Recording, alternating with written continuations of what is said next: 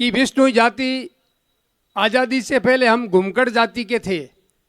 हमारा कोई ठिकाना नहीं था, कोई आशियाना नहीं था कि हमारे अनपढ़ माँ बाप ने हमें इस लायक बनाया, हमारी पीढ़ी हमें कोसेगी नहीं। कि अभी भाई गोवर्धन जी ने कहा कि 10 जनपद पर भी संघर्ष के लिए हमें जाना पड़ा, हम गए।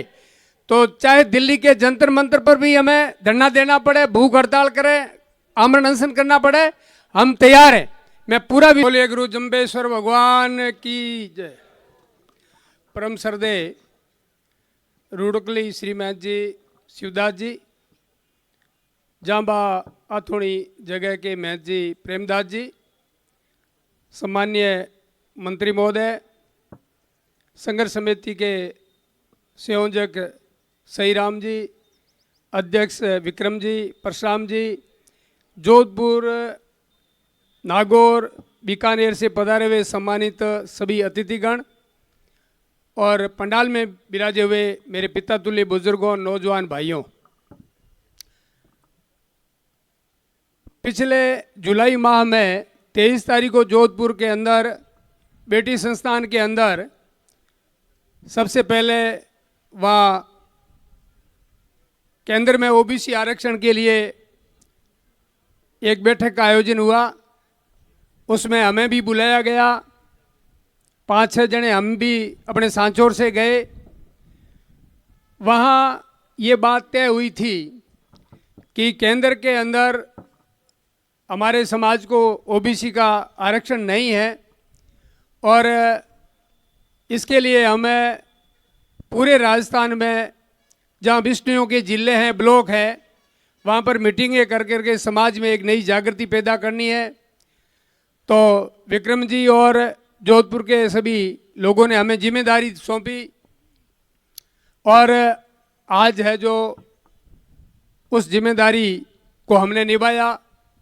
मैं जोधपुर से पधारे हुए तमाम अतिथियों का हृदय की अनंत गहराइयों से आपका स्वागत करता हूं, आभार प्रकट करता हूं कि आपने एक बहुत लंबी दूरी तय करके हमारा हौसला अफजाई किया, हमें हिम्मत बढ़ाने का काम किया, इसलिए आपका बहुत बहुत धन्यवाद, आभार। जालोर और सांचौर जिले से पधारे हुए हमारे समाज के वरिष्ठ जन, कर्मचारी, अधिकारी और समाज के युवा भाइयों, आरक्षण बहुत बड़ी चीज़ है समाज के लिए और हम संघर्ष के माध्यम से इसको हासिल कर सकते हैं। मैं आपसे कहना चाहूँगा कि विष्णु जाति आज़ादी से पहले हम घुमकड़ जाति के थे। हमारा कोई ठिकाना नहीं था, कोई आशियाना नहीं था और जब आज़ादी के बाद हमारे बुजुर्गों के नाम जमीन हुई, आशियाना बना, ये संघर्ष की बदौलत हमारे देश के लोगों ने संघर्ष के बल पर देश को आज़ाद करवाया और हमें आज़ादी दिलाई। मैं आपसे कहना चाहता हूँ कि हमारे अनपढ़ माँ बाप ने हमें इस लायक बनाया जो आज हम संघर्ष करके आरक्षण की मांग कर रहे हैं।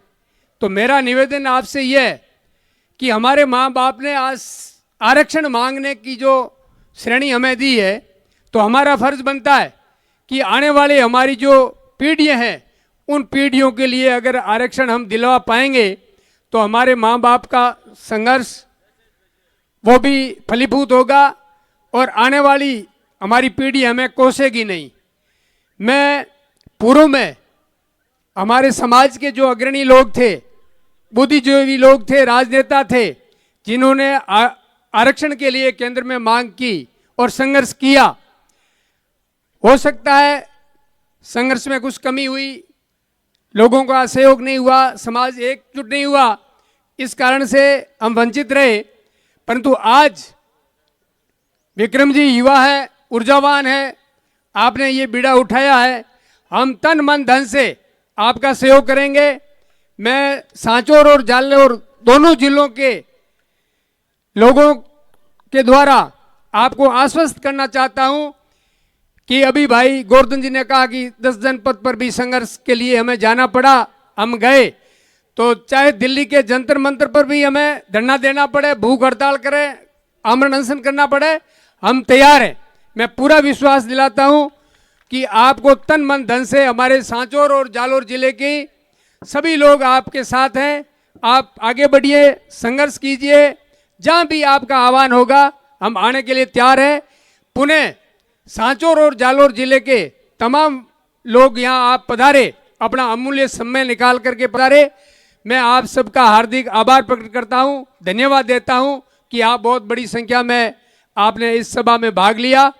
आपके मन में एक टीस थी, चिंतन था कि हमारी पीढ़ी के लिए ये मांग बहुत ही सही है, इसलिए हमें एकजुट होकर के इसके लिए सहयोग करना है।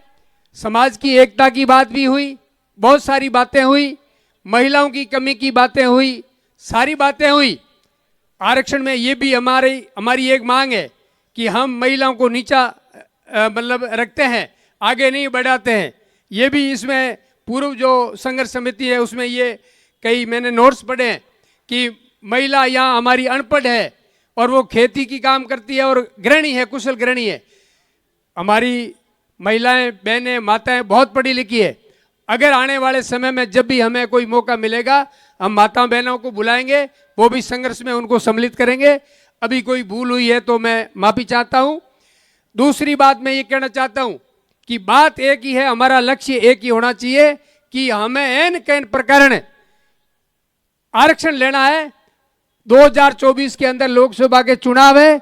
इन चुनावों में अगर हमारे समाज ने राजस्थान के वो किसी भी कोने में, चाहे गंगानगर बैठा है, चाहे भीलवाड़े बैठा है, चाहे सांचौर बैठा है, एक ही आवाज में ये तय कर लेंगे कि हम अगर केंद्र में हमें आरक्षण विष्णुओं को नहीं मिला तो हम लोकसभा के चुनाव का बहिष्कार करेंगे और उनको हम वोट नहीं देंगे। और जो राजनीतिक पार्टी हमारा सपोर्ट करेगी हम उन्हीं को ही मतलब सपोर्ट करेंगे और वोट देंगे। जय हिंद, जय भारत।